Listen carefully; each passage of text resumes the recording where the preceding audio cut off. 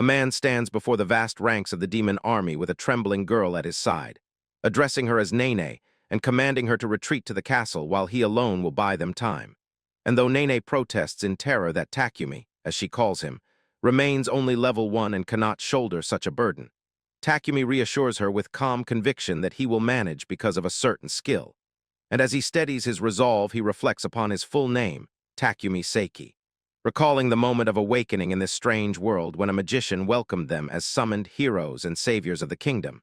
He recollects further that his 60th year has arrived, that he is a retired, unemployed man who only last month traveled to Europe to mark the end of his career.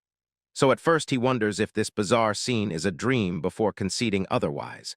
And in his memory, the image forms of the magician standing before a king enthroned in grandeur who proclaimed that the kingdom of Caldesanita suffers invasion by humanity's ancient enemy, the demon lord's army, and that in desperation a secret ritual had been performed to summon heroes from another realm. And Takumi, seeing himself surrounded by 2 boys and a girl, considers that the talk of a demon lord resembles the fabric of a game or anime, though such things remain foreign to his life. As the king pleads for their power and salvation, Takumi clenches his fists, reflecting bitterly that the monarch expects him to play savior while his aged body requires aid instead.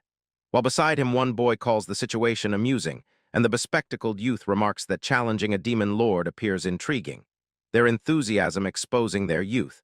Takumi muses that he has no wife, no children, and no living parents, dwelling alone by his own rules. Unwilling to help and unsure of his worth, the palace magician identifies himself as Augustus and requests their names for assessment, whereupon the boy declares himself Aiki Tanaka, 16 and in 10th grade. The bespectacled youth announces himself as Kenji Takochi, 23 and a private investor, and the girl timidly offers her name as Nene Kurosaki, 21, a college junior in search of work, and when Takumi states simply that he is Takumi Saiki, 60 and unemployed. The younger 3 recoil in disbelief, mockery, and shock, while Augustus chastises him sternly for jesting before the king. Augustus commands them to reveal their status displays, and while Kenji mutters about the oddity and Nene panics at the sudden manifestation, Augustus explains with composure that the magic reveals their abilities, and Takumi recalls with dry humor how once he had been mocked for calling his smartphone a magical box, and now recognizes the parallel as his own window opens. Whereupon Aiki jubilantly proclaims himself a level 42 hero to the applause of the crowd. Kenji reveals himself a level 40 sage to equal excitement, and Nene tremulously discloses that she is a level 52 priestess, eliciting fervent cheers at the notion of a holy war led by divine grace. Pressed by Augustus, Takumi scans his own display and finds his occupation marked as God. Puzzling over the oddity since hero and sage resemble classes while God appears altogether different, so he cautiously names himself a godly priest. But when asked for his skills, he perceives only one written clearly, creator of all things, and admits that this lone skill is his only gift, which sends Augustus into astonishment. Yet when Takumi, feeling the need to clarify, apologetically confesses that his level is merely 1. The words escape unbidden and ignite murmurs of disbelief among the crowd. Augustus declares curtly that only heroes belong on the podium and any mistaken summon must be removed. And Kenji sneers at the pitiful old man dragged into another world without power, while Nene speculates softly that Takumi might be an entangled summon mistakenly pulled in, and Takumi ponders this possibility himself. The king raises his voice to proclaim that these 3 heroes have been given to them, and that humanity's triumph is assured, declaring boldly that even if the demon lord's army descends upon them tomorrow, victory shall follow, while Takumi steps down from the dais to blend into the people, troubled by the monarch's words of an imminent invasion. And when he questions a man by tapping his shoulder, the man rebuffs him irritably before recognizing him as the mistaken summon and sneering. But when pressed, the man confirms that the enemy is already at the gates and will attack by tomorrow, their numbers tenfold greater than the kingdom, and though nervous laughter accompanies his admission that he would gladly have fled, he expresses relief that the summoned heroes will shield them, leaving Takumi stunned by the imbalance and bitter that the youths have been conscripted as soldiers against a host beyond measure. Anger rises as the man derides him as a child unfit to fight, and Takumi snaps that he is over 60, only for the man to remark that he appears youthful, perhaps aged differently by this world, which leads Takumi to realize that his body is lighter, his chronic pains vanished, his reflection unlined and vibrant with youth. a discovery that fills him with reluctant joy though disbelief still gnaws, and he observes that the other summoned remain unchanged, deepening his suspicion that he alone is the mistaken anomaly. The heroes are then lavished with a feast by the head chef who praises them as saviors, prompting Aiki's gleeful admiration, Kenji's cultured analysis of the food's elegance, and Nene's shy remark on its aroma, while Takumi sits apart, disheartened by the sharp divide in treatment, reminding himself that an army 10 times larger closes in and that no experience favors the children, so the true soldiers must defend. Yet Aiki mocks his caution with arrogance, and Kenji assures confidence in their strength. While Takumi mutters with fatigue that this remains no game, Nene lowers her head, admits fear but pledges to aid, only for Takumi to interject with fierce insistence that she must not throw away her young life, reasoning aloud that the death of an old man means little but the loss of a young woman is unforgivable. And when she questions his address of her as girly, he stammers an apology and suggests she could be his granddaughter, then checks himself as the revelation of his true age and altered form might complicate matters. Augustus arrives to summon them to a preparatory lecture, and to their chambers. And the eager youths follow with bright excitement for magic and tactics, while Nene thanks Takumi softly and departs, leaving him frustrated, after which a maid shows him to a back room prepared for his rest, and he lies down wearing a bitter smile as elsewhere a soldier seeks Augustus' counsel about the extraneous off-worlder, and Augustus orders that Takumi remain confined until the battle ends so that his absence causes no alarm, with instructions to cast him into the wild thereafter to test whether a level 1 can survive, and the soldier agrees. Takumi examines his status again, reflecting that Augustus said the window reveals strength, attack, and defense, and he estimates from rumor that a soldier averages 20 while monsters bear 70, which suggests grim odds, and he resigns himself to being the mistake mocked by soldiers, eventually drifting into uneasy slumber. But a sudden blast and the clamor of war rouses him, and when he rushes to the window, he beholds the tide of darkness that is the demon lord's army advancing. So he dashes outside to find the grounds deserted as all flee indoors, sprinting to the curtain wall to gain vantage, where he joins soldiers atop the ramparts who cheer the 3 champions as Aiki roars with joy while cleaving enemies. Kenji conjures crimson flames with exultant laughter, and Nene pledges her protection, leaving Takumi bewildered that soldiers merely spectate until one explains that royal command ordered them to stand down.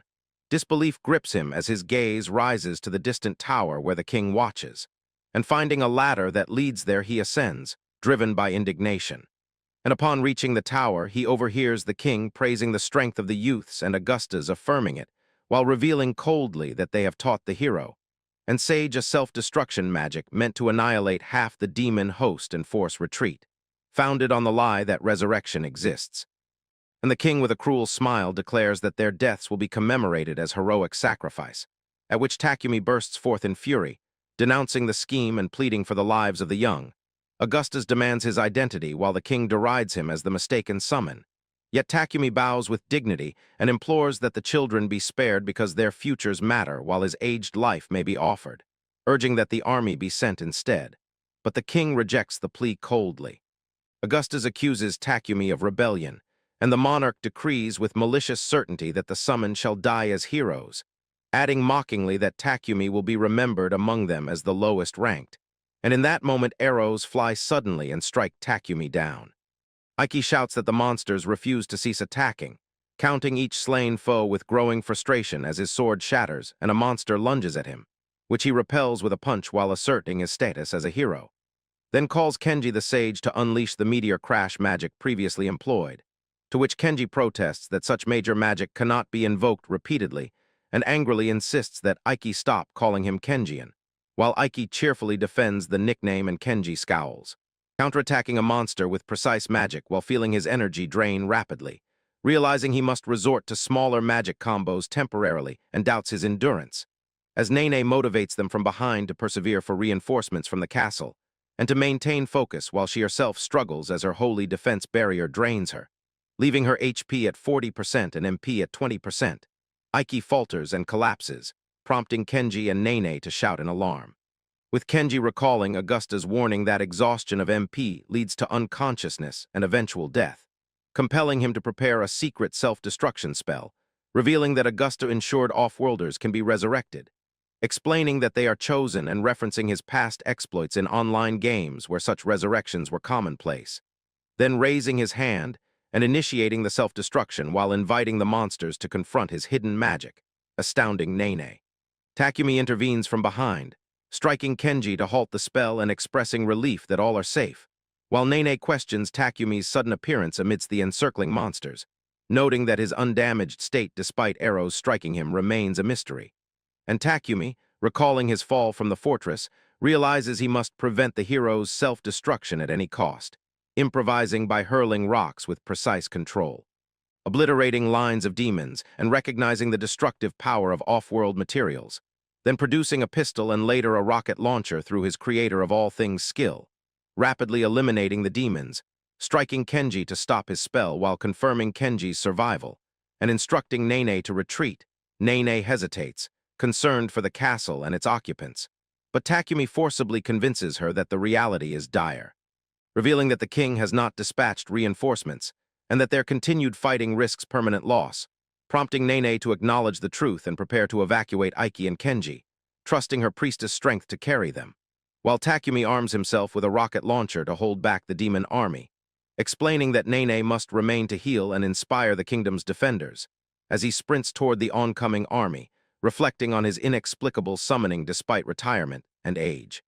Recalling his favorite high school anime featuring a spaceship with powerful weaponry, envisioning and manifesting a weapon of comparable magnitude, entering it and preparing for combat as systems activate, then observing a massive blast obliterate the demons and the mountain range behind them, astonishing the castle army, the king, Nene, and himself, confirming the demon army's annihilation, and realizing that apology or explanation is impossible, muttering a final decision to flee the scene and beginning to run.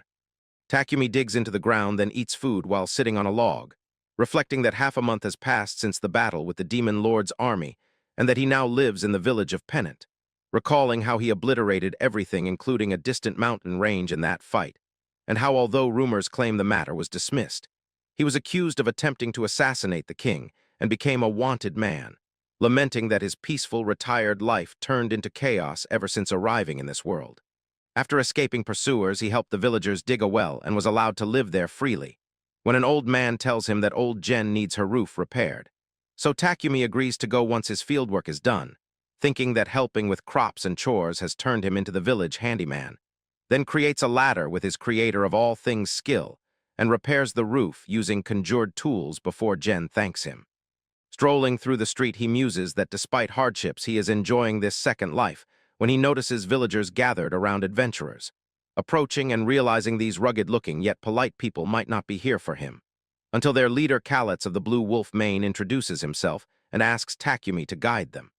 And as they move through the forest, a robed girl explains their quest to eradicate monsters in a cave outside Kangerza Plains, mentioning that the stagnating magical vortex strengthens monsters if left unchecked, while another adventurer, Lean the Thief, clarifies that these must be scattered regularly and laughs when Takumi reacts nervously to the word thief, insisting they are honest adventurers. Takumi concludes they resemble the hero and sage he met, and when Kalitz explains that normally the same party accepts repeat extermination orders, but this time they were dispatched by special request. He also recounts that according to the royal edict, the king and 3 off-world heroes annihilated 100,000 demons during the capital raid, though Takumi knows the truth differs, and Kalitz admits that confusion in the guild led to their abrupt reassignment. Takumi asks why their group is called Blue Wolf Mane, and Kalitz candidly says because it sounds cool, which Takumi acknowledges as a strong name. Then the party continues along the steep path with complaints from Lean and Faralina, until Takumi reveals that only hunters usually use this route to catch wild birds that the villagers enjoy, explaining that he hunts not with a bow but by throwing rocks, astonishing the group when he says it became easy with practice. Kalitz warns that they are entering monster territory and insists Takumi accompany them for safety. And when asked his level, Takumi nervously but proudly answers that he is level 1, shocking them further when he mentions his parameters consist of long strings of 9s, forcing Kalitz to apologize for misunderstanding and assuring that they will escort him back safely after the mission. Upon entering the cave, Kalitz remarks on its gentle slope, while Faralina illuminates the path with spirit magic, which Takumi matches by conjuring an LED lantern to their surprise. Explaining it is his skill, and while Faralina teases that he left her in a silly pose, she later thanks him for supporting her limited light magic. The group presses forward until swarms of bats attack, where Kalitz warns of paralysis from bites and coordinates Lean and Faralina's efforts, while Takumi throws rocks with precision, finding it easier than bird hunting and pleased he can contribute without hindering them. Then Kalitz notes the fight ended quickly despite the numbers and produces their magical adventure card to record kills, explaining that quest rewards match its contents, and that ranks rise slowly since tasks are limited by party rank. Takumi observes Faralina's tally of 8 bats and Lean's 25. But when the card passes to him, it inexplicably spins and displays strange numbers, leaving Takumi unsettled as Kalitz urges them deeper into the cave, while Takumi wonders if yet another mistake has been made by him. Kalitz informs Lena and Faralina that monsters are approaching as Faralina shouts that she will scatter them with mind magic and requests Lena's assistance, to which Lena agrees and strikes the monsters in midair while Faralina channels a wave of wind, their attacks synchronizing with precision as Takumi cheers that their collaboration is excellent, inwardly satisfied that his support does not get in the way and that his plan to contribute discreetly works smoothly. Then Faralina produces the adventurer's card and reads that she has slain 11 small bats before passing it to Kalitz, while Takumi thinks about how the card behaved strangely when he touched it, but appears to function normally now. And Kalitz observes thoughtfully that these bats were small bats rather than minimum bats, with Faralina confirming that they seemed stronger than minimum bats and suspecting a medium bat was among them, leading Kalitz to conclude that the monsters grow stronger as they progress, when suddenly Lena interrupts and points out a tunnel none of them had noticed. Faralina exclaiming that it appears deep and Lena analyzing that a recent collapse must have connected it to other caves since the rock's surface lacks moss. Faralina then closes her eyes to sense through spirits until Kalitz calls to her, prompting her to reveal that she detects strong magic, but cannot interpret it clearly. Noting that while the presence of monsters equivalent to maximum bats is undeniable, the spirits are strangely calm, unlike what is typical for a spawning den, which puzzles her, causing Takumi to ask Lena about such dens and Lena explaining that a maximum bat is ranked C, and a swarm of them indicates a monster den, which even one is formidable but groups are catastrophic, leaving Takumi unsettled by the implications. Kalitz then insists that the task is too dangerous, and that they must retreat to town immediately and alert the guild so an extermination party can be assembled. But Faralina protests that the guild would first send scouts and hesitate to commit to extermination with only their current information, risking delay until it is too late, while Lena grimly predicts that the den may soon overflow, threatening to unleash monsters into the open. And Takumi blurts that such an event would endanger Penant village before Lena cuts in that Penant is indeed likely to be attacked, leaving Takumi uneasy as Faralina proposes that they scout further themselves, which Kalitz rejects due to their limited strength and the danger evident in even medium bat encounters.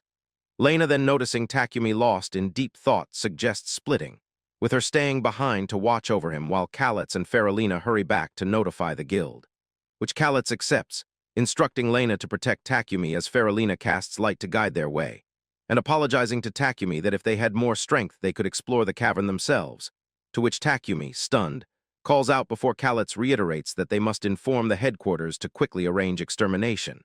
And with that he and Faralina rush off, leaving Takumi to think that the hole already contains a monster den and its eruption is only a matter of time. Then turning to find Lena, he creeps after her, suspecting she moved ahead, considering that if so it might be perfect, though he doubts his ability to contribute alone, but reasons that gauging the den's scale could hasten extermination efforts, until Lena suddenly beckons him with excitement, insisting that he intends to check it himself for the villagers of Penant whom he freeloads from, calling him soft-hearted and confessing that she likes him for it, then adding that his presence proves he wants to accompany her, which Takumi admits while Lena laughs, declaring she will never allow a troublemaking level 1 to go alone and will join because their leader is too serious and rigid, though she believes Kalitz also secretly wished to scout, but chose the safer, correct path, leaving them to take the risky, incorrect one, which Takumi praises as her caring for her companions, though Lena downplays her kindness and warns that if things worsen she would abandon him to escape, a bluntness that strangely comforts Takumi, prompting Lena to commend his spirit as they advance together, soon encountering bats circling in a cavern where the air grows lighter, Lena noting that the spirits reach out to the powerful magic Faralina sensed earlier, leading them to an underground lake that she explains is a rare phenomenon of water infused with magic, a reservoir spreading energy across its breadth instead of concentrating to form a typical den, making it a dangerously vast store of power, which Takumi asks if surpasses ordinary dens and Lena confirms, warning that if it manifests into a true den it would be terrifying, leaving Takumi grimly noting that they have gauged its scale only to find it far worse than expected. And Lena urges retreat, declaring that this requires the guild or even the army, when suddenly a monster ambushes them, revealed as a maximum bat, shocking Lena into admitting she blundered into its nest. Takumi anxiously asking if she is hurt as Lena orders him to flee while she holds it off. But Takumi, hearing the ominous crawling of many more, instead picks up a rock, deciding that although creating an overwhelming weapon could collapse the cave, he once destroyed hordes outside the castle with a stone. So he tries again and hurls it, killing the bat instantly, leading both to exclaim in relief and joy at their success, though Takumi nervously admits it was reckless yet fortunate. Until Lena questions if that was truly a rock just as a greater wave of crawling rises and masses of monsters surge forward, Lena realizing the den is birthing its swarm, while Kalitz and Faralina sprint toward town only to hear a blast erupt from the cavern. And inside, Takumi orders Lena to flee but finds her unconscious, forcing him to seize her and stumble toward an exit. Seeing monsters pour outward and realizing Penant is in peril unless he creates something immense with his skill to seal the den, so he summons a colossal object, and outside Faralina attempts to rush back to save Lena, but Kalitz restrains her, both witnessing a gargantuan silhouette forming above the cave, as Takumi gasps in shock that he has manifested a massive kaiju like those once seen on television, capable of crushing monsters and dens alike beneath its colossal weight. Yet as it descends, Takumi realizes his mistake, exclaiming in panic that while he may have birthed salvation, he has no idea how he himself is supposed to get down safely. At the Adventurers Guild Relent branch, Kalitz shouts at the receptionist demanding clarification on her refusal to authorize the detection and destruction of an undiscovered monster den, while Faralina insists that authorization would guarantee their party's rank up, and Lena exclaims in frustration that they have no chance because the cave itself has been destroyed, and the scouting party only found a massive depression in the earth. Kalitz explains that such devastation is the result of some colossal beast stomping the cave, yet the receptionist wearily remarks that even if such a story is true, no one in the guild will believe it and marvels instead that the blue wolf mane managed to escape unscathed. Faralina objects that Kalitz and she were outside when it happened, while Lena was injured and unconscious inside, and a villager saved her before Faralina healed her with magic. The receptionist grows excited and blushes while admiring the bravery of someone risking life to save a girl and eagerly asks about the villager's appearance and availability. Kalitz replies that he does not know about such details, but explains that the man mentioned he had arrived recently from elsewhere. Faralina notes that he is a peculiar individual by Elven standards, for though he looks young, he bears the composure of an older man, sometimes appearing absent-minded yet always warm-hearted. The receptionist muses that it sounds like an old man, while Lena sighs deeply, prompting Faralina to ask about her size. Lena admits she is thinking of Takumi when the receptionist interrupts in excitement, confirming the name, and Faralina assures, while the receptionist becomes thrilled by the notion of Lena falling for someone. Lena denies the implication, angrily stating that her thoughts are serious, not romantic. Faralina presses for her thoughts, and Lena reveals that during the attack of the maximum bats, Takumi hurled a rock that obliterated them all and insists she saw it with her own eyes. Faralina doubts by suggesting Lena dreamed it while unconscious, and the receptionist insists she does not understand their talk, but reminds that the guild requires completion of their quest first before asking whether their labeling has been done. Kalitz realizes he forgot. The receptionist takes their cards, offering to label them herself. She informs that Kalitz remains E, Lena is E, and Faralina is D, so nothing has changed. Kalitz laments that he expected promotion after slaying countless monsters, yet as the receptionist updates the party card, she suddenly freezes and shouts in shock. Kalitz and Faralina demand to know what happened, and the receptionist reveals that their party rank is listed as SS, with a record of over 78,000 monsters slain, and questions if it is a joke. Kalitz, Faralina, and Lena are stunned, while Lena remarks that the highest known rank was only S, so SS is unprecedented. They rejoice at becoming the strongest party in the world, yet Kalitz suspects a malfunction in the sensor, which the receptionist denies. Faralina wonders about illusion magic while Lena suggests Takumi's involvement. Khalet's object since Takumi is not even a member. Faralina recalls something when Lena interrupts, declaring that Takumi touched their adventure card last before the receptionist handled it. Khalet points out that Takumi claimed to be level 1 with all stats at 9.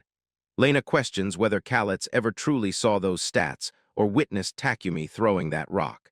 The receptionist ponders and asks if they suspect Takumi is the very hero who annihilated the demon army and defended the capital.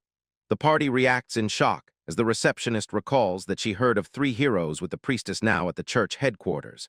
The sage residing in the castle and the hero embarking on the demon lord's quest. Faralina wonders if Takumi is a hero, though he never seemed like one, while the receptionist exclaims that the timeline matches. Khalet notes that it is a long 4-day journey to Penant, but insists they must confront Takumi directly. Faralina agrees, declaring she cannot accept their sudden rise to the top without understanding it. Lena admits the mystery torments her as well. The receptionist advises them to leave correspondence to her should the guild headquarters respond.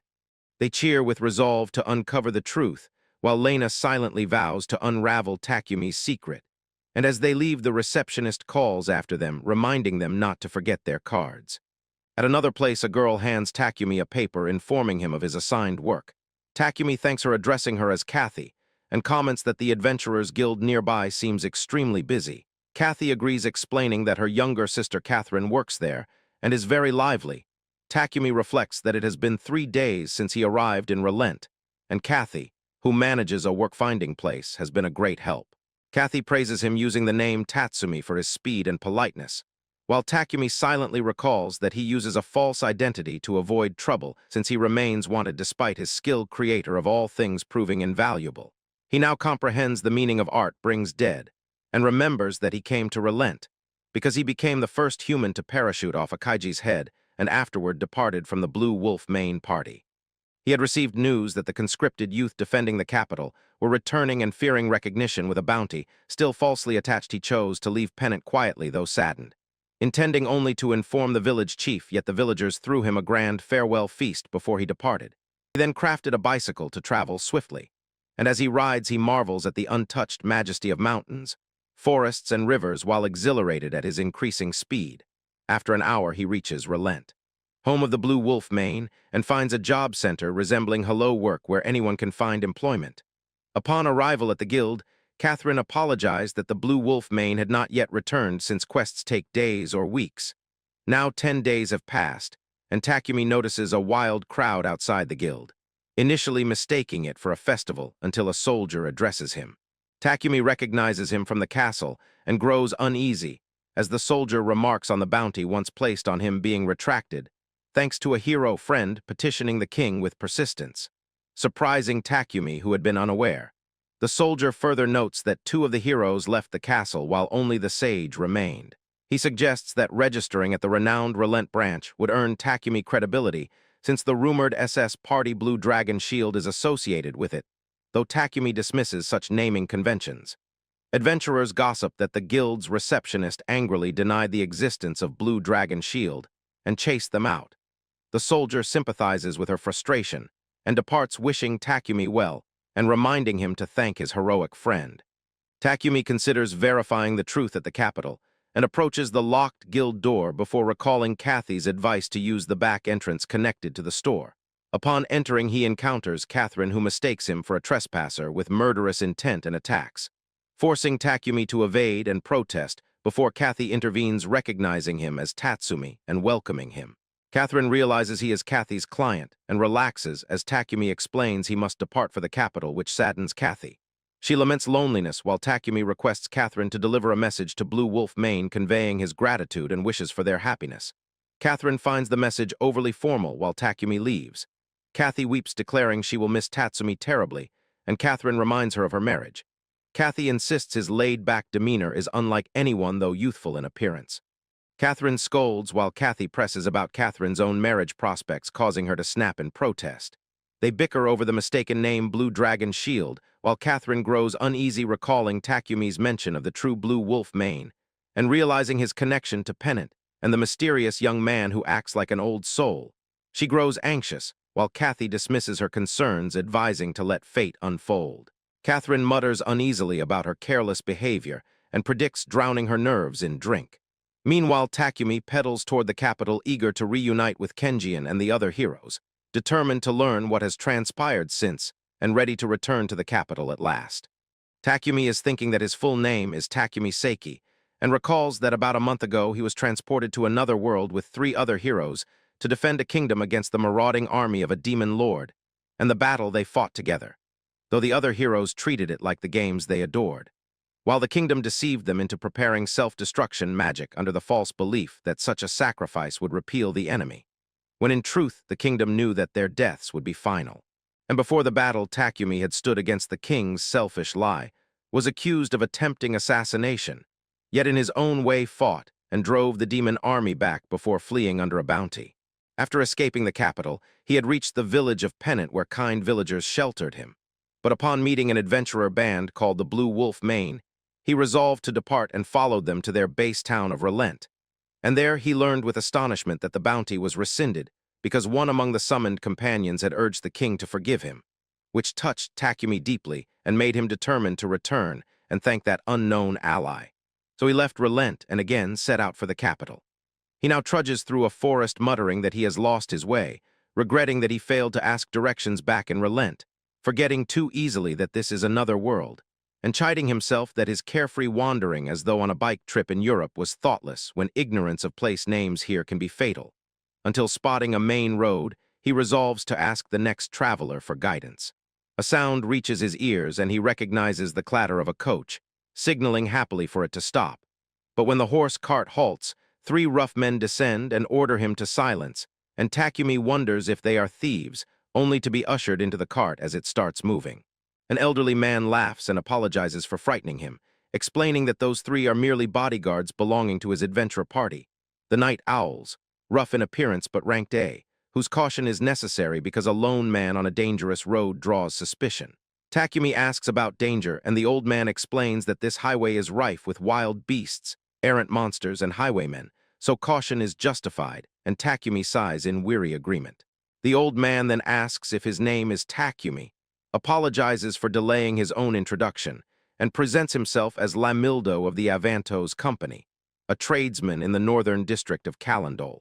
Takumi remarks that Lamildo is a businessman and admits regretfully that he has nothing with which to repay such kindness. But Lamildo only laughs and insists that Takumi has already compensated him with pleasure, then adds that his professional skill is foresight, and through it he knows that association with Takumi promises profit, treating Takumi as an early investment. Takumi marvels at the businesslike generosity and agrees gladly when invited to accompany Lamildo on his journey. When asked his purpose, Takumi replies vaguely that he must see an acquaintance, unwilling to reveal the truth about the heroes, while Lamildo admits with irritation that though he had canceled an important trading negotiation, he must urgently reach the capital, suggesting a matter beyond business. Takumi thinks with shock that for a tradesman to abandon a deal must mean it is something grave, but suddenly the coach halts, prompting Takumi to ask the reason. Lamildo calmly assures him that perhaps highwaymen bar their way, but the night owls will handle it, producing wine and glasses to pass the time while urging that they drink as the rattling has ceased. And Takumi marvels that even while battle rages outside, Lamildo remains composed, concluding that this wealthy merchant is far more refined than the corrupt king. The upholstered coach feels to Takumi like the private jets of his old world, luxury he never before enjoyed. And though beasts and bandits attack along the route, the night owls dispatch them easily, perhaps another manifestation of Lamildo's foresight. Amid this, Takumi notices a new skill etched into his status, creator of all life, and observes that his level has risen to 2, though its utility remains a mystery. Their arrival at the capital is promised for tomorrow. Again the coach halts and Takumi mutters with alarm that another ambush might be upon them. But Lamildo frowns and reflects that this journey is peculiar, for in countless trips between Calendol and the capital he had never faced so many assaults. 2 highwaymen ambushes, 1 beast attack, 3 monsters, when usually only 1 threat occurs across 3 journeys, perhaps stirred by the demon lord's army or a sign the world itself is shifting too quickly. Takumi wonders if the summoning of off-worlders like himself caused this change. But Lamildo rejoices that, for a tradesman, times of change are times of opportunity, where prediction can yield vast profit, and Takumi privately admires that such optimism echoes modern businessmen. Lamildo then muses that the night owls are taking unusually long, and Takumi notes the silence outside before slipping out to peek, finding no one present until groans draw him to the driver's body. And then one of the night owls appears with a cruel laugh, announcing that Takumi would have lived longer if he had remained in the coach, unleashing a flare burst that engulfs him. Takumi cries out and collapses, and Lamildo rushes out in alarm only to be held at sword point by another, who mocks him that guild records cannot save him since a different party took the quest in name, and they have agreed to split the spoils, while the third declares they will erase evidence by killing both. Lamildo snarls at the betrayal, but the rogues reveal that what they truly seek is the treasure box skill that allows Lamildo to store goods in a dimensional warp, demanding he open it under threat of torture by their companion Ganzil, the poisoned doctor, whose venom causes endless agony without death. Lamildo curses them but refuses, swearing he will never yield even if killed. They jeer that all resist but all break, and the poisoner laughs about suffering. At that moment, the first night owl notices something strange about Takumi's body just as Takumi rises again, declaring that their evil will not prevail. All are shocked as he explains that though fire engulfed him, no heat touched his flesh, his body unscathed, and with a thought he conjures fresh clothing before their eyes. He condemns the night owls for disgracing the rank of adventurers, not out of any claim to justice, but because he cannot abide watching ambitious youths toil endlessly for honor while others corrupt that very name. The second rogue grins wickedly that Takumi should have stayed down and lunges with his magic sword, but to the astonishment of all, Takumi, while thinking furiously, instinctively forges a magic sword of his own to meet the strike. Takumi raises his magical sword Frist, while the first of the night owls exclaims that Takumi possesses a replication skill, and the second one questions with disdain if the first truly believes that some hastily created counterfeit can stand against him before launching his assault. Yet Takumi blocks the blow, and the second one is left in disbelief, thinking that perhaps Takumi's success is mere luck, then unleashes another barrage of strikes, sneering darkly about testing his skill.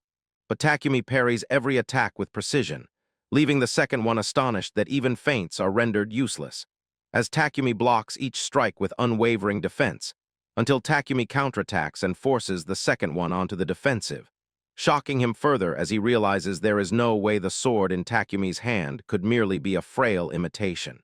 Takumi himself reflects that he is simply knocking aside the second one's strikes at the moment they should connect, but his strength wanes, drained by the relentless swordplay, and he muses wearily that this feels like something watched countless times in historical dramas, though acting it out in reality is utterly exhausting, silently thanking the samurai actors who unwittingly served as his instructors. The second one grits his teeth, muttering that facing a wretch like Takumi forces him to unveil another blade, drawing forth a new magical sword, but the first one urgently cries out for him to stop, warning that revealing the name would allow Takumi's advanced replication skill to copy it, insisting that without its name, replication should be impossible, calling the second one Exiled. Takumi recalls with some curiosity that he has little knowledge of these magical swords, yet ponders if he can conjure them through their essence, just as he had created a missile launcher without knowing its true name, perhaps guided by image rather than title.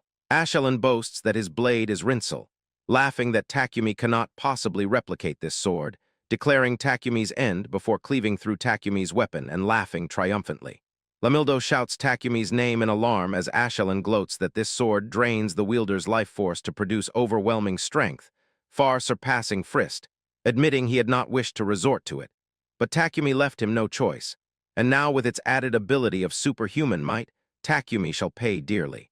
Takumi steels himself, realizing that to stop this magic sword he requires one of equal caliber, and Exiled lunges forward, vowing to carve him to ribbons, when suddenly Takumi conjures a legendary blade, and in a clash of steel shatters Exiled's sword, leaving him reeling in disbelief. Takumi remarks with relish that once again he has broken a worthless object, savoring the chance to utter a line long desired, as he unveils the sword of the legendary General Yusugi Kenshin, the Takenamata Keinmitsu, also known as the Steel Armor Cutter, the one-man cannon, and the Thunder Sword, famed blades of Japan, said to surpass even the off-world magical swords.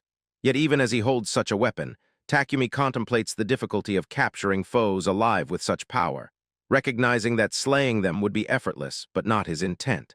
Exiled, enraged, calls upon Ganzil and Rinsel, and Ganzil steps forth with venomous needles, warning Takumi against movement, while Rinsel prepares his incantation, invoking his lightning talon as a sacrifice to his lord, declaring the terror of the night owls, the demon swordsman Ashelin, the alchemist Rinsel, and the poisonist Ganzil. Takumi, however, remains unimpressed, likening their attack to ineffective treatments from his old world, recalling visits to a chiropractor who used electric shocks and acupuncture to ease sore shoulders, and notes his body feels invigorated instead. Ashelin, shaken, demands to know if Takumi harbors resistance skills against poison and lightning, and Rinsel, determined, casts Analyze Magic to expose Takumi's weaknesses, proclaiming with a cruel grin that once revealed, they will strike where he is unguarded, yet his smugness collapses into shock as he observes Takumi's resistances. Physical immunity, magic immunity, abnormal status immunity, attribute immunity, psychological immunity, and even more beyond that. Ashelin roars in disbelief, declaring that Takumi is immune to nearly every attack conceivable, likening him to a monster, almost a god. Takumi calmly states that although he is unsure what their schemes are, he has conceived a method to subdue them without inflicting harm, and manifests a stun grenade, pulling its pin, recalling how in foreign police dramas such devices subdued terrorists without killing, reasoning that the blinding flash and thunderous noise would immobilize foes long enough for capture, though he worries briefly whether the grenade will vanish unlike the missiles and bullets he once created, but resolves that there is no time to test theory, declaring that desperate times demand desperate measures, and hurls it toward the night owls. In a flash, Ashelin cries out that he cannot see, Rinsel screams that his ears are overwhelmed, and Takumi notes with relief that the blast leaves him untouched, confirming the plan's success, then swiftly conjures a rope and binds the incapacitated night owls before resuming his journey to the capital with Lamildo. Upon arrival at the Avanto's company capital branch, servants and employees gather in gratitude, bowing deeply, the head employee expressing reverence that Takumi saved their master's life, while all staff join in offering thanks. Takumi, overwhelmed, acknowledges that Lamildo's influence is vast, realizing that Avanto's is no small enterprise but a sprawling corporation, and learns that bowing for 5 seconds is their traditional gesture of respect, assuring them that he understands and need not be honored so excessively. Lamildo himself declares that, thanks to Takumi, his life was spared, allowing him to witness his newborn grandchild and fulfill his true reason for returning to the capital, proudly cradling the infant, while Takumi reflects that such a purpose far outweighs any business negotiation. Lamildo shares that one of his apprentices had aspired to open a business in the capital, aided by Lamildo, but later eloped with Lamildo's daughter, leading her to sever ties, so he had been unaware of his grandchild's existence until recently, and the daughter explains she withheld the news to avoid Lamildo's persistent fussing, teasing him for stacking his coach with gifts, branding him a doting grandfather. Takumi silently marvels that even a powerful merchant softens before family. Lamildo, in earnest, asks if Takumi truly wishes no reward for his deeds, but Takumi nervously insists that escort to the capital was sufficient. Lamildo responds that while a businessman customarily repays through wealth, he respects Takumi's choice, yet affirms that if ever needed, his aid will be granted. Takumi expresses gratitude and prepares to depart, when Lamildo suddenly asks about Takumi's past dealings with the Adventurers Guild, explaining that upon reporting the Night Owls, mention of Takumi's name caused the guild clerks to act strangely, so Lamildo pretended they had parted ways to protect him. Takumi muses that he had never visited the guild in Relent and doubts any deep connection, while Lamildo dismisses it as likely confusion with another Takumi, bidding him safe travels. Wandering through the capital's bustling streets, Takumi reflects on how different it appears compared to his last visit, when it had been shuttered and grim, now alive with peace and activity, when suddenly a voice calls out his name from behind, prompting him to turn and search, only for the stranger to reveal himself with a knowing remark that he is right here. Takumi nervously questions where they might have met before, causing the man to recoil in disbelief and protest loudly, insisting they had indeed encountered in this very capital, and demanding if Takumi is truly well, while Takumi struggles to place his face. Takumi tries to recognize the man before him, but fails and once again wearily asks about his identity, when the man informs that Takumi still does not recognize him, so he reveals himself as Tanji. Takumi exclaims Tanji in surprise, while Kenji explains that Takumi did not know his true name because Tanji was merely his character name in the online games Kenji used to play, adding that he dislikes using his real name, but in reality, He is Kenji Takochi. Takumi repeats the name Kenji Takochi and mutters that he has heard it somewhere before. Kenji clenches his teeth and declares that he is Kenjian. Takumi thinks for a moment and suddenly realizes the truth before shouting in shock if he means the Kenjian. Kenji scoffs at Takumi's slow reaction while Takumi thinks that although the name matches, Kenji does not look anything like he once did, wondering what happened to his former intelligentsia-style appearance, and noting that only the glasses remain from the past. Takumi exclaims that it has been a while. Kenji agrees and adds that it has been a while since he last saw a real human because now he lives in the castle, inviting Takumi to come and see it since there are some excellent snacks. Takumi thinks he has no need for snacks, but agrees to take Kenji up on the offer, then follows him into the castle where, making Takumi think that only a hero who saved the kingdom could pass into the castle so easily by mere appearance. Kenji then leads Takumi into a room where Takumi immediately notices the stench of food. Admiring the luxurious furniture and glamorous interior that must have cost a fortune, yet finding it pitiful that expensive surroundings are littered with wrappers and skewers. Kenji collapses comfortably on a sofa that strains under his weight and tells Takumi to make himself at home, while Takumi thinks that Kenji has hardly walked any distance, yet is already out of breath, and despite being in his 20s, his lifestyle is visibly taking a toll, leaving Takumi to wonder about his well-being. Kenji mentions that it has been about 2 months since their summoning, yet it feels longer since seeing Takumi's face, and then offers roasted squid. Takumi refuses, and instead remarks that time passes quickly before asking how Kenji has been doing while calling him Kenjian. Kenji snaps that he should stop with Kenjian and clarifies that people now call him Tanji the Mage, before offering meatballs, which Takumi refuses while thinking of how different Kenji has become. Kenji goes on to explain that after the great battle ended, he has nothing to do, no smartphone, no internet, and thus only food remains for amusement, which caused him to become chubby. Takumi laughs inwardly that Kenji resembles a before and after diet picture, but in reverse. Kenji then says he has heard rumors that the king is displeased with Takumi and that the army was after him, explaining that he thought it strange because he had never seen Takumi again after the battle, but that Takumi can thank Nene for everything since she was the one who protected him, asking again if Takumi wants some yakisoba. Takumi refuses once more as Kenji continues, explaining that the king was still angry, so Nene was forced to request the church to pressure the king to forgive Takumi, and the church did so strongly. Takumi asks if the church supported Nene and wonders if it is some kind of Amen church, but Kenji clarifies that it is Christianity, though in this world the church belongs to the Caldesania kingdom and is its national religion, explaining that Nene is now a holy priestess, and since she was summoned here the church begged her to join them, so she used that position to bargain with the kingdom and secure Takumi's pardon, noting that the church's power rivals the king. Takumi shouts in shock if Nene sacrificed herself to save him, but Kenji warns that shouting might spill the soup and remarks that it works out for Nene because it is better to be under the protection of the church than to serve the king, and now that she is a holy woman the church will take good care of her, offering fried chicken. Takumi refuses again while thinking that Kenji is devouring endlessly, then asks about Nene's whereabouts. Kenji admits that he does not know the details, but heard she is far southwest of the capital in the city of Fultima, where the church headquarters are since the church heavily publicized her position. Takumi thinks that his next destination must be Fultima before asking about Aiki and whether he left the castle. Kenji replies that Aiki is on a mission to slay the demon lord.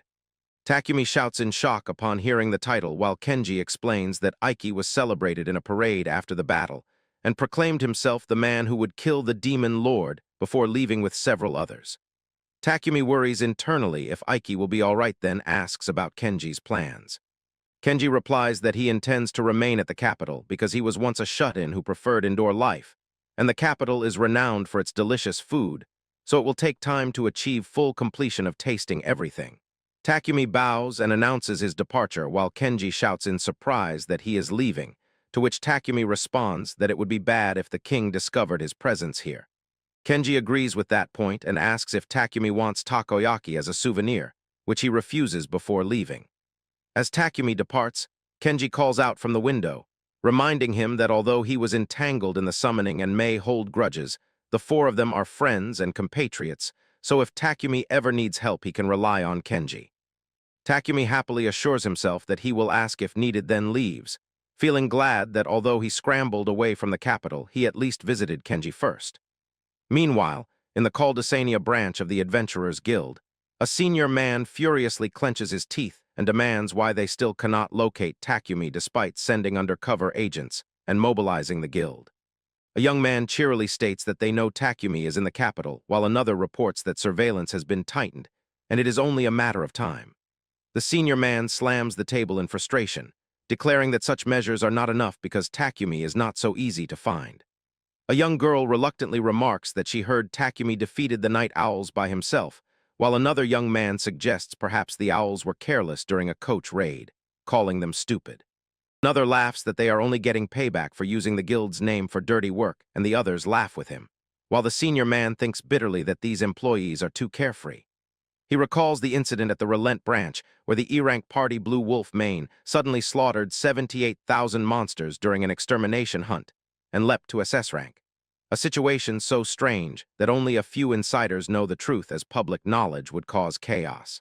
He concludes that from higher investigations it is certain that the one who elevated Blue Wolf Mane was Takumi, and if the Night Owls' defeat was his doing too, then even A-rank parties could not challenge him. A young girl then reads a notice describing Takumi as a black-haired, brown-eyed male of normal build around 18 years old. Another young man questions why the higher-ups want him so badly, while the senior explains with excitement that Takumi would be a tremendous asset, and the higher-ups want him to join the guild and the Blue Wolf Mane formally. One employee objects that recruiting someone like that should not involve the whole guild, while the senior thinks privately that the truth is if Takumi cannot be recruited, the guild itself could be endangered. Yet they cannot strip Blue Wolf Mane of its SS rank, since the system worked correctly, and it was truly Takumi's involvement that caused it. The only solution devised is to secure Takumi as a guild member and place him into Blue Wolf Mane to legitimize everything, and the senior laments the burden while insisting they must capture him while he remains in the capital. The young girl notes that black hair and brown eyes are rare but resemble Eastern peoples, while one young man says he saw someone fitting that description, but Takumi sits in a rattling horse cart among strangers while thinking that he is currently on his way to the town of Faltima, and this time he is riding in a cart which takes longer, but spares him the worry of getting lost, recalling that the only ride like this he has experienced before was the wealthy merchant Lamildo's coach. Yet even a shared cart proves convenient, though the endless shaking makes him drowsy. The route to the holy town of Faltima passes through the harbor town of Mizantos and requires crossing by boat since it is the traditional pilgrimage course from the capital. Though there exists a direct coach, Takumi instead chose a cheaper one, stopping at every town, changing carts as needed. Upon reaching a town, he studies the map, wondering about the next switch point, when his attention is drawn to a quarrel between a kid and a cart driver, where the man angrily threatens to turn the child over to the authorities for freeloading, while the boy shouts back that as a child he rides free. The man furiously insists that he has a business to run with horses to feed and carts to repair, demanding the child come with him, while the boy protests that he has somewhere important to be. Takumi interrupts, pretending to scold the boy for wandering off, expressing relief at finding him again, but the boy yells in confusion at who Takumi is. Takumi hushes him, hands the man some money, and declares that the fare is now paid so they will be leaving, after which the man accepts the settlement and warns to be more careful. The boy shouts at Takumi for having no reason to pay for him, but Takumi apologizes for intruding and explains that he was simply curious about where the child needed to go so urgently without paying. The boy snaps that it is none of his business, and Takumi folds his hands in agreement, asking him to forget the matter. The boy eyes him suspiciously before reluctantly confessing that he is headed to the harbor town of Adalasta on pressing business. Takumi notes that since he himself plans to pass through Adalasta to board a connecting ship across the harbor, the boy may travel with him if he wishes. The boy nervously demands why Takumi would want to accompany him, and Takumi answers that traveling alone grows boring, so company would be welcome. The boy introduces himself in a sour tone as Angie. Takumi asks if Angie knows the road to Adalasta, and Angie replies that he has traveled it in carts before, but Takumi cuts in to suggest a trade. If Angie shows him the way, he will provide the transportation, making it a fair deal that even covers the fare already paid, no borrowing involved. Angie mutters about no exchange of money, then happily accepts. Takumi then summons a motorcycle with a sidecar, leaving Angie stunned and shouting in disbelief, while Takumi thinks the vehicle is perfect for two, remembering that every TV superhero he admired rode such, and that he once obtained a secret motorcycle license without his parents or friends knowing. Angie, amazed, concludes that Takumi must possess some replication skill, then climbs aboard as Takumi starts the engine to the astonishment of onlookers. As the motorcycle speeds off, Angie thrills at the ride, urging faster while Takumi delights at the boy's excitement, silently deciding not to pry into why he travels alone, yet acknowledging that his innocence is that of a child, before accelerating further. Meanwhile, in the Caldesania branch of the Adventurers Guild, the senior officer reports to an elf that Takumi has eluded them in the capital, but adventurers with tracking skills provided compelling information, suggesting he is bound for fault. The elf exclaims in shock, then listens, as the report states Takumi was sighted at a coach terminal and may be traveling by carts.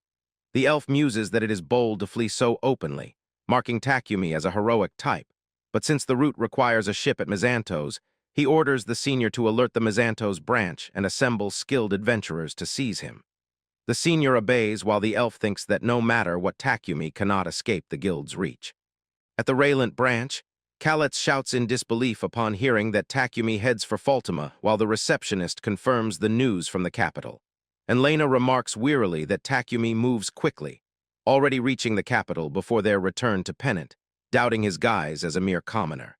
Kalitz reflects that Takumi single-handedly captured the Night Owls and is clearly concealing his true nature, while the receptionist orders that Takumi must be apprehended and escorted to the guild under unusual circumstances, explaining that Blue Wolf Mane has been formally tasked with this duty, though refusal is permitted. Kalitz accepts without hesitation, calling the receptionist Catherine, while Lena sighs that it was inevitable, and Faralina suggests they at least apologize when confronting Takumi. Lena then reasons they can take the land route to Faltima and arrive first, and so they prepare their cart while Catherine warns that others, even S-Class and above, intend to challenge Takumi for defeating the Night Owls, urging caution. Kalitz agrees that they must secure him quickly to prevent complications before setting out. Meanwhile, Takumi and Angie reach Adalasta in mere hours instead of the 5 days a cart would require, thanks to Angie's constant shouts for speed. Angie disembarks, thanks Takumi, and declares that he will see him afterward before hurrying off, while Takumi happily reflects on the enjoyable journey, noting that Angie's words reveal he might seek him again. Remembering Lamildo's advice to always visit the guild in new towns for information, Takumi decides to check the Adventurers Guild. Entering the Adalasta branch, he notes how unexpectedly quiet and laid-back a harbor town feels. The receptionist greets him, but nearby adventurers mock him as weak and doomed if he intends to join, laughing at his appearance. Takumi calmly and nervously assures them he is just passing through, not seeking trouble, then asks the receptionist to confirm if this is indeed the guild. The receptionist affirms, explaining that the place has been deserted for 2 months and doubled as a drinking spot, with himself working as bartender, asking if Takumi wants a drink. Takumi requests milk, stunning the receptionist while adventurers howl with laughter at such a childish choice. Takumi exclaims disappointment that milk is unavailable, but the receptionist admits they keep some for cocktails, admiring his ability to ignore the mockery, and explains that the adventurers have been idle and on edge since the town has effectively been locked down. Takumi asks the reason, and the receptionist sighs that it is not just a reason but a reality. The harbor town cannot use its harbor, no fishing, no shipping, all because of pirates. Takumi shouts in shock and the receptionist confirms, explaining that pirates have sealed the seas just as they did in the time of the former lord, now back in force, and none of the adventurers can match them. Takumi realizes this means any ferry attempting the strait is doomed. The receptionist affirms that no boat dares leave and that overland travel is the only option. Takumi leaves the guild deep in thought, worrying about Angie who traveled so far only to find the harbor closed, then decides to use his creator of all things skill, resolving to confront the pirates directly. Summoning a cute duck-shaped fairy, he sets out onto the sea deliberately to be captured, knowing a fast motorboat would make pursuit difficult and admitting ignorance of sailing yachts, but judging the conspicuous ferry perfect for the purpose, until suddenly his eyes fall upon a massive ship looming before him, approaching and thinks that perhaps this vessel intends to prevent him from being attacked. Then a ladder is thrown down from above, and through gestures he is told to board, so he guesses the message and climbs while thinking that they may not intend to harm him. But once they realize he has nothing of value, their actions may change. Then he reaches the deck and scans the area for the pirate leader until he notices Angie and hears the child cheer with delight before inviting him to meet the captain, introducing a hairy man named Captain Gar, whose true name is Garol but shortened by Angie for convenience. And she explains to Takumi that Gar has raised her since birth, and though curt, sharp-tongued, and outwardly cold, he is not nearly as terrifying as he appears, so he should be spoken to normally. Then Takumi cautiously confirms if the vessel is a pirate ship, but both Gar and Angie immediately deny it, causing him to think that the situation is stranger than he expected, since his entire plan of confronting pirates is collapsing if they are not pirates. So he asks if the rumors of a pirate vessel attacking ships in the strait are all mistaken. But Gar bluntly admits that they are indeed stopping all ships which try to cross. While Takumi reflects that such actions would be considered piracy by most people. Then Angie angrily protests that Gar is twisting words and quickly explains that they are protecting the town from the monstrous Kraken which appeared 2 months prior, a Z-rank Calamity-class beast that destroys any vessel disturbing the surface of the water. And Gar interrupts in irritation, saying that Takumi cannot understand the scope, explaining further that the Kraken annihilates ships instinctively, and the only way to prevent further casualties was to close the harbor. Then when Takumi asks why they do not simply drive the monster away, Gar scoffs and demands to know if Takumi is even an adventurer. But when Takumi denies it, Gar explodes in disbelief, asking if Takumi did not come under guild orders. Then Takumi explains nervously that he only wished to cross the strait, but was told he must deal with so-called pirates first. So Gar realizes that Takumi came to confront them without weapons and calls him strange. Then elaborates that monsters are ranked G to A, but Calamity rank stands apart as unstoppable destruction like a natural disaster. So his crew is trying to safeguard the seas. And when Takumi asks why he does not clarify matters to the townspeople, Gar recounts that when they once rescued sailors from a Kraken attack, they were mistaken as aggressors by other witnesses, and adventurers sent against them were all slain by the beast, leading to lasting false accusations, compounded by the fact that the ship still bears its old pirate design. So he doubts anyone would believe their explanation, which makes Takumi realize this truly was once a pirate vessel. Then he asks why such a reputation is still maintained if the local lords once controlled the seas, whereupon Angie interrupts with sudden seriousness and asks Takumi to listen without shock, before removing her hat and revealing herself as Angelina O'Quinn, heir of the Adalasta Marquisate, stunning Takumi, who notices for the first time her extraordinarily long hair, which she hides to avoid encumbrance while traveling. And while he contemplates this, Gar irritably urges him to at least remark on her true gender or noble status. But Takumi merely stares and admits he had only noticed her hair, which makes Angie angry and call him awful. Then the ship glides into a cavernous tunnel, and Takumi marvels at the hidden base invisible from the coast, yet overseeing all sea traffic. And Gar recounts how 30 years ago the strait was overrun with lawless pirates until the former Lord of Adalasta, Angie's grandfather, offered amnesty to Gar's father in return for purging the seas, forming a secret alliance that kept the waters safe, though publicly Gar's father continued the facade of piracy, and thus they remained hidden guardians of the harbor, which explains why Gar persists in protection despite suspicion. But now with the grandfather deceased and Angie's father in command, the agreement has been nullified, and a vast flotilla is being raised to destroy every pirate, shocking Takumi as Angie sorrowfully admits she rushed back to prevent it but failed. Then Gar produces a treasure chest, explaining it contains the written contract of alliance with her grandfather, which could vindicate them if revealed. Yet the key sealed with magical glyph is missing, and while breaking the chest would erase its contents, Angie eagerly urges Takumi to replicate the key with his creation skill, despite Gar's protests. And Takumi recalls replicating magical equipment before, so he successfully creates the key and opens the box, to everyone's astonishment. And Angie triumphantly retrieves the document, exclaiming that with this proof they can clear Gar's name and explain their actions. But Gar stops her and insists the flotilla must first be lured against the Kraken, for only with their combined might can such a calamity be confronted. And while Angie weeps at the danger to Gar, he resolutely declares that without slaying the Kraken, shipping will never resume and the town will collapse, so if necessary they must perish fighting. And when Takumi asks if Gar deliberately spreads rumors of piracy, Gar admits that while not planned, the reputation serves to deter reckless sailors, and the only concern he has is ensuring someone protects Angie.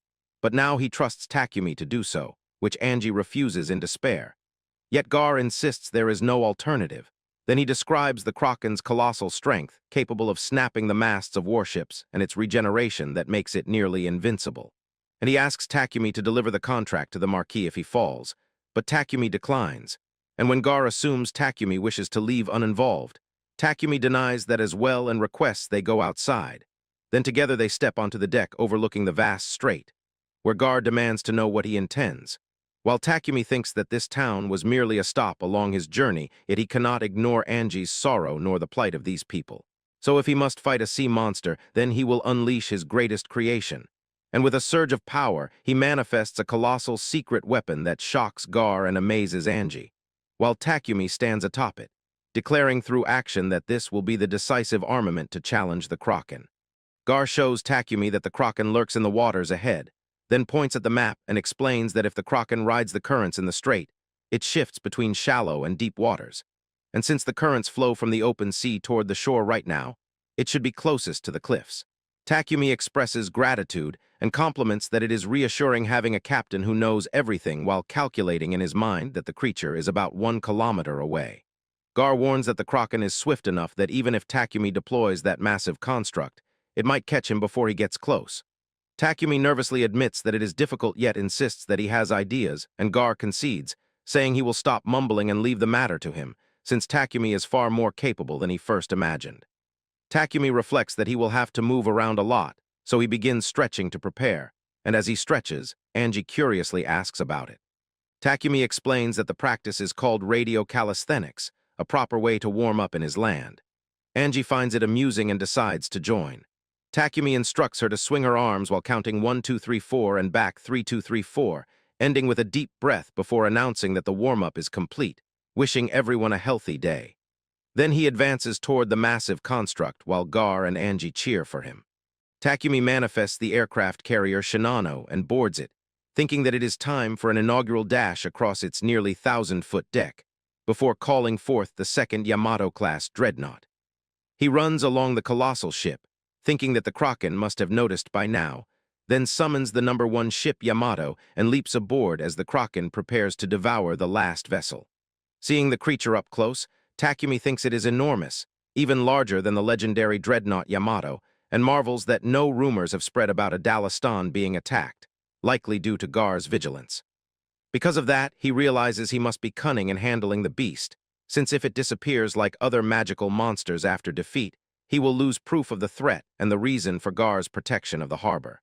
He wonders how to slay the Kraken while preserving evidence, then creates an attack submarine and pilots it. With excitement, he notes that the Kraken ceases its assault on the other ship and reacts exactly as he intended, lining the target upon its head. He unleashes a freeze beam, instantly encasing the monster in ice, and triumphantly declares 1 serving of giant squid on ice, while Gar and Angie cheer in delight. Takumi recalls seeing a freeze ray in an old monster movie that froze a beast instantly, and he feels pleased that it worked flawlessly. Meanwhile, members of Adalista's guild branch sit idle, gossiping about the lack of brawls, while the receptionist laments that the guild and bar may soon collapse. Noise outside draws them out, where they find a Z-rank sea monster, the Kraken, frozen and drifting in from the ocean. They whisper that it must have been living there all along, and one recalls the boats attacked in the harbor, which they had blamed on pirates, until another shouts that it was the Kraken after all. Gar asks Takumi if he only needs passage across the harbor, and Takumi agrees, saying Gar will be busy explaining and negotiating with the Lord. Gar admits as much but insists on offering deep thanks, praising Takumi for saving Adalista. Takumi returns the praise, saying he merely swept up at the end. Gar reminds him that defeating a Z-rank monster will earn a vast reward and recognition as a hero, though Takumi nervously deflects the title. Angie sadly asks if he is leaving, and Takumi confirms, rubbing her head and telling her to help her father and Gar get along. Gar muses that Takumi is a mysterious man, for no one would imagine him battling the Kraken with such strange creations, and likens him to Grandpap. Takumi asks who that is, and Angie cheerfully explains that it is her grandfather. Gar nods, describing him as easygoing yet brave when needed, someone who never thought like ordinary men. Angie adds that Takumi is just as unusual as her grandfather, which makes Takumi wonder if that is truly a compliment. Angie explains that she always felt safe with her grandfather and feels the same with Takumi, so she has decided something important. When asked, She declares she will make Takumi her groom in 5 years, marrying him into the Ulquin line. Gar reacts happily, while Takumi, shocked, laughs inwardly that it resembles a child's declaration to marry her father someday. Yet he gently thanks her, saying he is far too old and she should wait for true love. Angie counters that they are only 10 years apart, pointing out her own parents' greater age gap, and argues that when she is 50 and he is 60, it will make no difference. Takumi, impressed by her reasoning, reluctantly promises that if no one else comes along when she is an adult, he will consider marrying her. Angie excitedly makes him seal it as a promise, while Takumi thinks it is only a childish fancy she will forget by 20. She calls Gar as witness, and Gar formally asks Takumi to promise marriage to the heir of the Ulquin dynasty, Angelina, once she is of age, requesting a kiss upon her hand as proof. Angie extends her hand, and Takumi bows and kisses it, silently acknowledging it as harmless play, though he feels he went too far, yet reasoning that it is an adult's duty not to crush a child's dream. Angie dances in delight, while Gar explains that the act is a noble engagement ceremony if he understands. Takumi is startled as Gar adds that since Angie is 10 and said 5 years, her proposal shortens it to 4 years, meaning she is truly overjoyed.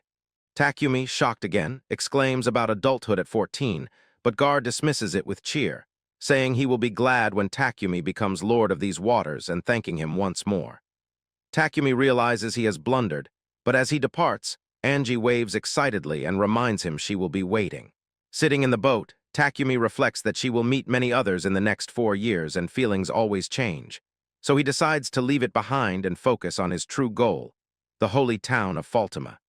Takumi sits in a boat sailing toward Faltima while reflecting that this year would have marked his 60th birthday, a time when he should have reached retirement in peace. Yet about 2 months ago, he was summoned into another world alongside the hero Aiki, the sage Kenji, and the priestess Nene. Unlike them, who already possessed knowledge of other worlds, magic, and their workings, Takumi had been completely unprepared, always bewildered, and yet suddenly thrust into fighting the vast army of the Demon Lord, falsely accused of plotting against the king and burdened with a bounty on his head. Struggling to survive, he had been forced into a deadly monster den, and if not for the young boy given to him and the miraculous creator of all things skill, his second life in this strange world would have ended abruptly. Since then, Takumi has faced countless ordeals, such as in the harbor town of Adalasta, where a disaster-level Z-rank Kraken emerged. With the aid of the former pirate Garol, he managed to bring the creature down, yet through a misunderstanding he found himself inadvertently engaged to Angie, the daughter of the Lord of Mizentaz. Now he continues his journey toward his destination, the holy city of Faltima. The mariner remarks that Takumi is attempting something highly unusual, because reaching Faltima requires crossing the Great Forest, an arduous task, and suggests it might be easier to return to Mizentaz and arrange a ferry instead. Takumi is startled, remembering his earlier thoughts about mountains and forests blocking the path, but reassures himself that since there is no need to rush, the journey will be fine. At the Adventurers Guild of Caldesania, an elf loudly inquires if Takumi defeated the sea monster Kraken, and a senior member confirms, citing a rushed report from the Adalasta branch. The elf wonders why the report did not come from Mizentaz, and the senior explains again while the elf clenches her teeth and suspects that Takumi deliberately took the harder route from Adalasta. She insists that even their guild's vast intelligence network had no knowledge of where the Kraken would surface, so questions why the Adalasta branch knew of it. She argues that if an adventurer held a proper guild card, the Kraken's defeat would have been automatically recorded, but Takumi does not possess one, and typically monsters vaporize after defeat, leaving no trace. The senior explains that in this case remains still exist. The Kraken's body lies frozen, floating in the harbor for all to see. The elf reacts in astonishment, and after learning this, recalls that Takumi has the replication skill yet wonders if he used some form of magic to freeze something larger than a massive ship.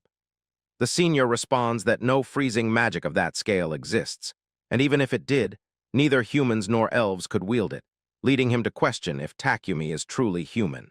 When pressed, he speculates that Takumi could be an underling of the Demon Lord, since the Lord commands the darkness, and turmoil in his ranks following the failed assault on the capital might have caused the destruction of the monster den and the Kraken. He suggests Takumi's erratic actions may be meant to deceive humanity. The elf agrees thoughtfully, admitting the idea is more than speculation, and declares that they cannot remain passive. From this moment, the guild will change their mission from investigation to direct capture, as they must uncover Takumi's true nature at once, ordering that a request be sent to Shadow and the Sword Master.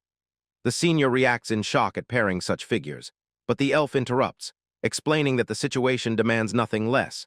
For Shadow, the S-Class Tracker, and the Sword Master, the SS-ranked swordsman, are the guild's strongest and best suited to deal with Takumi. The senior concedes and begins preparing their quests, while the elf mutters that the world may soon learn whether Takumi is human or monster. At Caldesania Castle, Augusta reports to the king that the Kraken had appeared in the strait near Adalasta.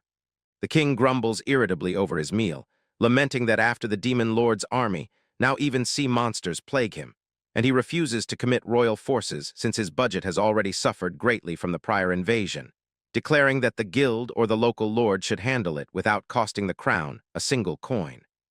Augusta informs him that the Kraken has already been slain by one man alone. The king, shocked, demands if it was the Sword Master, but Augusta corrects him, stating it was Takumi. The king furiously exclaims disbelief, reminding that Takumi had once been branded with a bounty for attempting regicide, and insists such a man could never defeat the Kraken. Augusta clarifies that guild reports confirm it, and the guild is now searching fervently for Takumi, adding credibility to the claims. The king recalls that Takumi had been considered a mere level 1 mistake summon, and Augusta apologizes for not examining his status more thoroughly. The king then remembers that after the demon lord's army was crushed, the priestess Nene herself claimed that Takumi had been the true victor, but he disappeared afterward. Realizing the threat, the king declares that someone with such hidden power cannot be allowed to slip free, especially one who already rebelled against him, and orders that the crows be used. When Augusta asks, the king explains that his principle is to eliminate even slight threats immediately. Augusta reports that Takumi is headed for Faltima to meet the priestess Nene, which seemed at first a simple reunion. But the king darkly speculates that the Holy Church may be pulling the strings and warns that whether guild or church captures Takumi, his strength will empower whichever faction holds him. So decisive action must be taken before something irreversible occurs. Takumi is walking in the forest while thinking that it has been 2 full days he has been going through this place, and he feels as if he is getting somewhere and yet nowhere. He wonders if he is even getting closer to Faltima, because no one can know directions when surrounded by endless trees, and the sensation feels like being a lost child or perhaps headed straight for disaster. Then he creates a compass, and guesses that the magnet is useless while wondering if compasses even work in this world. He thinks that not many people enter this forest, and if it is so hard to get through one could easily become a lost skeleton. Then he decides to find his position by climbing above the tree canopy and begins to ascend while thinking that he has not climbed a tree since childhood, though he finds it unexpectedly easy. He sits atop the tree and admires the view where he discovers the mountain range and concludes that at least he is going in the right direction. He feels a pleasant breeze and thinks there is plenty of wind up here as it blows from behind, and since the trees share the same height with no changes in elevation, perhaps he can travel faster over them. So he decides to attempt it and creates a hang glider, flying across the trees while muttering that it feels less like gliding and more like being pushed by the wind, but considers it acceptable flight. Then he suddenly feels himself breaking through something before a colossal tree appears in front of him, and he shouts in alarm about the massive tree before colliding with it and falling down. He mutters that the fall did not hurt much and guesses that the branches cushion the impact. He looks up at the tree, while thinking that it is a magnificent ancient tree that must have stood for hundreds of years, and wonders how he failed to notice something so enormous. Then he hears someone from behind asking who he is. He turns and finds elf soldiers pointing arrows at him while their captain demands again who he is and why he has come to this place. Takumi nervously introduces himself and explains that he has been trying to cross the forest to reach Faltima. The captain astonishingly asks if he intends to get through the forest and declares that Takumi must have broken through the barrier protecting their land. Takumi repeats the word barrier questionably while thinking that the sensation of breaking through earlier must have been that very barrier. Then one soldier calls the captain Hadiot and insists that no ordinary human could break through their barrier. But Hadiot interrupts, declaring that he understands and informs Takumi that their chief will decide his fate. So Takumi must accompany them. He warns that they cannot risk anything happening to their chief, and therefore he will put Takumi to sleep. Hadiot casts a cloud of sleep magic over him and orders the soldiers to carry him, but a soldier suddenly calls out in astonishment that Takumi is still awake. Hadiot is shocked and suspects Takumi might possess a resistant skill, so he applies a stronger spell called Nightmare Coma. Yet Takumi remains conscious and calmly inquires what that was. A soldier shouts in disbelief that their spirit magic is ineffective against him. Hadiot forbids them from panicking and casts Thornbind magic which wraps Takumi in ropes. Yet Takumi frees himself within seconds. Hadiot asks if he is still resisting and predicts that he must have come to destroy their land so they cannot hold back. He orders the soldiers to fire. Takumi begins to run while Hadiot shouts for him to stop. Takumi retorts while running that Hadiot should not command him to stop while attacking him.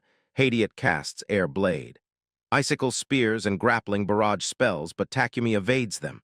A soldier remarks that Takumi is dodging their attacks by weaving around their homes, while Takumi realizes he is moving reflexively, yet his situation grows worse. Then he notices windows opening and closing as elven women peek nervously, and he thinks that perhaps they are merely frightened because no outsider has ever entered before. It seems they are not hostile but scared, and if that is the case, then fleeing would worsen matters. So he decides to surrender. Hadiot contemplates briefly before ordering that Takumi be bound tightly because they cannot predict what powers he possesses. Takumi thinks that he does not know what awaits him, but considers it better than fleeing under magic assaults. Hadiot escorts him to a house and sternly warns him not to act impolitely before their chief, while Takumi thinks that binding him in ropes is already discourteous enough. Then Hadiot enters the house and respectfully announces that they have brought an intruder. The chief turns and declares that she has been waiting for Takumi, leaving him stunned upon realizing that the chief herself is an elf. The elf welcomes Takumi to the Elven land and mentions that they have been expecting him. Takumi inquires about the Elven land, and the chief informs that this place is home to all elves. Takumi recalls Faralina of the Blue Wolf Mane and notices that these elves share a similar aura, realizing they are the same race and regrets not noticing it before. The chief calls Hadiot and orders Takumi to be released from his bonds, and Hadiot complies, while the chief apologizes for the rough welcome due to recent suspicious incidents making everyone cautious. Then introduces herself as Sep, clarifying it is not her real name since elder elves have long names humans cannot pronounce. Takumi asks if Sep is an elder elf, and Sep explains she is a high elf over 2,000 years old, leaving Takumi astonished. Sep laughs, noting Takumi does not yet know much about elves, and explains that whether elder or high elf, he can think of her as an old elf who has lived many years. Takumi admits that there are knowledgeable people in his land, but he has not been exposed to such knowledge himself. Sep observes that Takumi has struggled with how to behave with elders in his race as she has. Takumi wonders how Sep knows his true age since he has not told her, and she already knows his name. Sep explains she knows a lot about him from the summoning ceremony at the capital, and from the World Tree. Takumi is astonished and inquires about the World Tree. Sep reveals that the World Tree willed Takumi to be brought to their land, and the huge tree he crashed into is the World Tree. Takumi questions if a plant can have its own will. Sep explains that a god created the World Tree long ago when she was young, and she witnessed its planting. Takumi is shocked and exclaims about the existence of gods. Sep confirms, and Takumi recalls being marked as a god in his status and wonders about having god as an occupation. Sep indicates she knows much and anticipates his question, suggesting that it is better for Takumi to understand through his own experiences since he would not accept her words blindly. Takumi nervously agrees, acknowledging that one learns through experience and resolves to discover things at his own pace. Feeling like a child being lectured by an adult, Sep instructs Hadiot to keep Takumi with them since he was brought by the World Tree's will, and he will stay in their land for a while with Hadiot as a guide. Takumi visits the World Tree and observes everyone working to repair the damage from recent events. Notices Hadiot muttering about having to set aside soldiers to repair the dwellings using stored wood. Hadiot notices Takumi and mutters aggressively about disrupted plans. Takumi reflects that it is not entirely his fault and asks if he may help. Hadiot allows it, noting that Sep permits Takumi to do as he wishes. Takumi sees the logs and considers that a chainsaw would be excessive, and that the children watching would enjoy something familiar. So he creates a sword and mutters that he has cut a worthless object again. Then he cuts the logs into planks, causing the soldiers to cheer, and Takumi, tired, acknowledges getting carried away while finishing all the lumber. Hadiot asks if it is replication skill and questions why Takumi did not use it previously since it would have prevented his escape. Takumi admits that had he not fled, the homes would not have been destroyed and apologizes. Hadiot considers that if Takumi had intended to fight, they would not have stood a chance and notes that Takumi never considered fighting initially. Takumi thinks about transporting the lumber efficiently and recalls manual labor from his previous life, asking Hadiot if he may use magic to move the lumber. Hadiot explains they rely on spirit magic from great sprites and cannot permit its use freely. Takumi notes that Hadiot used it extensively during the chase, but considers what to do since moving the lumber manually would take days. He recalls that children love strong and impressive things, and remembers his childhood fascination with superheroes. So he creates a superhero robot, feeling excitement at riding it though he does not know how to operate it. He attempts to move the robot but becomes unbalanced and nearly falls, realizing that falling would damage everything. He uses the robot arm to try to stabilize, but both he and the robot tumble, muttering that jumping down would have been simpler. While Hadiot scolds him and Takumi laments that the Elven land is now more damaged and receives Hadiot's reprimand more severely. Every soldier, including Hadiot, is working, and Hadiot aggressively mutters that thanks to Takumi they now have to expend even more resources and time rebuilding despite Takumi being a guest. Expressing hope that Takumi stops being so careless, Takumi apologizes and feels ashamed, while reflecting that the super robot's body crushed many homes, worsening the destruction and extending the time required for repairs, though the children are genuinely happy. Hadiot informs that Sepp instructed him to give Takumi a tour and asks if there is anything else he would like to know.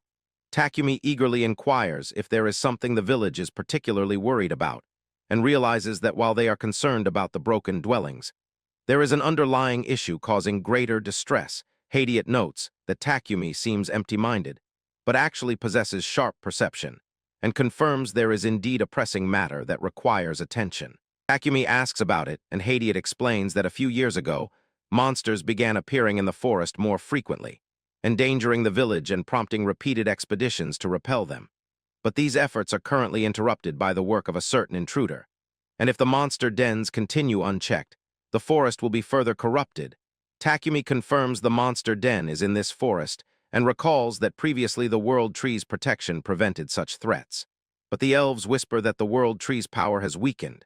Takumi notes having destroyed a monster den before and understands that no one can be at ease with one nearby.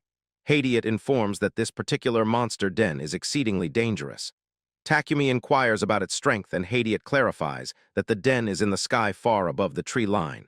Takumi exclaims at the idea of a sky-bound monster den, and Hadiot confirms, explaining that ground-based magic cannot reach it, and even their spirit magic is insufficient, leaving them in a difficult situation. Takumi reflects that he had imagined monster dens as caverns and requests permission to assist, acknowledging the care he has received and hoping his skills can help the elves.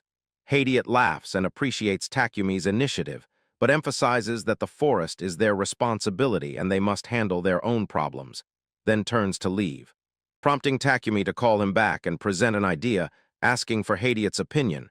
Hadiot contemplates briefly, commends Takumi's bold and unconventional thinking, and concedes that although it is unexpected, they are still leading the effort, and it is worth attempting. Takumi begins to respond while Hadiot departs, noting that he must consult the others before proceeding due to potential concerns about involving a non-elf. Takumi reflects on the difficulty of managing everyone's opinions and watches Hadiot leave, then realizes that with a single word from Chief Sepp, his idea is accepted, and he is permitted to join the plan to destroy the monster den. Takumi climbs through the tree stems alongside other elves, noting that each elf raised in the forest navigates the deep woods effortlessly. Hadiot admires that Takumi can keep pace despite their lifelong familiarity with the forest. Takumi acknowledges this while recalling that when he first arrived in this world, he felt light and moved even faster now, wondering if his body has undergone some change in this magical realm. A soldier calls Hadiot, who advises Takumi to remain quiet, then identifies approaching monsters and observes a green tree withering instantly, appreciating that these forest-dwelling monsters drain life merely by wandering, and guesses that Takumi never noticed this in prior encounters in the wild or caverns. Hadiot aggressively questions how such desecration is permitted against their sacred forest. Takumi is shocked upon discovering the monsters emerging from a hole in the sky, estimating the monster den to be about 50 meters above. Hadiot asks if Takumi is ready, then leaps, invoking the protection of forest sprites who assault the monsters with magic and arrows. Hadiot suggests that Takumi act as he is directly beneath the monster den, prompting Takumi to create the Arc of Triumph. Astonishing everyone at the height, Hadiot orders a simultaneous strike using their spirit magic against the monster den. All attack as Hadiot closes his eyes to gather his magic, invoking the King of the Wind Wild to unleash full power. Casting a destructive tornado, which manifests and sweeps toward the monster den, closing it, and Takumi thinks happily that they have succeeded. Everyone cheers that the monster den has been destroyed, while Hadiot informs that they need to provide support to those the ground to eliminate all the remaining monsters, then heal all those injured using healing magic, while an elf charges healing magic to harmed elves, while Takumi reminds that Faralina also used this, and suddenly an arrow hits him, and injured many of them when Hadiot shouts what that was when a soldier shows the direction a monster stands, and says that he thinks there is something odd about it. So he just went ahead and shot at it, and earns out there were elves hiding in a place like that too. Takumi surprises that a monster can speak and it has knowledge. The monster asks if they destroyed the monster spawning den. He sees now it attacked from that huge thing, so he was able to strike it, and what a touching amount of effort they put into it. He guesses it's good they got to feel happy for a moment. Takumi sees that the monster stands on the elves' body and thinks if they are those who were in charge on the ground. And if they are all dead when the monster forbids to worry about the elves, because they are not dead yet, then asks elves where that damned world tree is. And the monster is going to have fun with the interrogation. And even the monster is done, he won't kill elves right away. But after elves experience unbearable fear and pain, they will be live food for the monsters, then asks if elves know that for the monsters to evolve, high-level prey like elves is the fastest way with prey this lively. The monsters should show some pretty significant evolution. Hadiot aggressively shouts the monster to move his filthy paw from their proud elven kin. The monster laughs and says that Hay finally got off that thing if elves keep hiding in the shadows. So the monster won't hold back and might end up killing elves on the spot now. The monster can finally attack properly. Then attacks on the elves, and many elves fall down when Takumi shouts Hadiot and jumps down, and finds Hadiot falls down unconsciously, while blood trickles from his mouth. Takumi thinks that the elves are still breathing, but they are unconscious, so they are going to die like this, while the monster asks from the behind about Takumi's identity, and asks if Takumi is just a human, then says that huge thing disappeared once Takumi jumped off, so if it is skill Takumi has. The monster addresses Takumi, while Takumi shouts to shut up, and the monster aggressively asks who Takumi thinks he is talking to, and shouts if Takumi dares to show such an attitude towards him. Zarginius, who is the general of the Demon Lord's army, while Takumi turns his face, and shouts aggressively that Takumi told Zarginius to shut the hell up because Takumi doesn't have time for Zarginius now. Zarginius thinks for a while, then says that Takumi has got some guts. But if Takumi is just a human, so there is no reason to let Takumi live. Then Zarginius charges his magic, and sarcastically says that a simple human is trying to bring elves back to consciousness, so this Black Lance Jerskagul will send Takumi straight to hell and attacks on Takumi from behind while Takumi turns his face again, and aggressively shouts that Takumi told him to shut his mouth, and if Zarginius didn't understand. The monster's magic doesn't harm Takumi and Zarginius gets shocked, while Takumi is thinking that this should be the time to use his creator of all things skill. But Takumi can think of anything effective for heal but the healing magic they used earlier. Would be great if they could use that, but the key healers are barely holding on, but then Hadiot awakes and Takumi shouts that Halide has got to wake up. Then Takumi shouts to all of the spirits and asks to lend their powers to Takumi. Because these elves are all going to die, then Takumi downs his head, because there is no sign of response, but then Takumi feels shine around him.